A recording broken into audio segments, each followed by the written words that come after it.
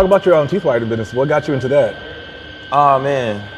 So when I first moved to Minnesota, my first job was at the Burnsville Mall, right? Burnsville. I'm a Burnsville, Burnsville alumni. I gotta throw that out there. So I was selling cell phone cases, right? And the guy that I was working for, he was like an Indian. I know who you're talking about. Yeah, from Burnsville. Yep.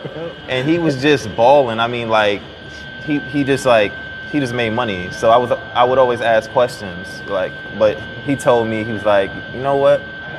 When you get old, just like me, you'll figure it out. But I'm thinking in my head, like, I don't want to wait till I get old, to be able to live my life, I want to kind of do it. I want to speed up the process a little bit.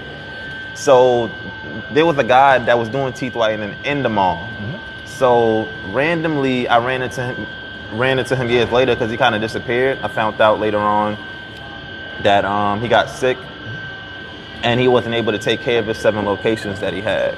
So he stopped doing that. So I ran into him at the Ridgedale Mall. He was selling sheets, and I seen him. Me and him had a conversation, and somehow it came up about the teeth whitening business. He was like, you know what? Since I no longer have this business anymore, would you like to buy the equipment from me that I had? And I was like, sure. I'll give it a shot. Yep. So I purchased the equipment. I looked at spaces, and of course I went back to the Burnsville Mall. I rented out a space. And even though that's not the greatest mall, it wasn't the greatest mall at the time. But I was just excited to be able to have my own physical business that was more than just online where people could see it. Yep. I wanted people to be able to walk into my business or walk into my establishment and get to feel the hard work that I'm putting in. And I really enjoy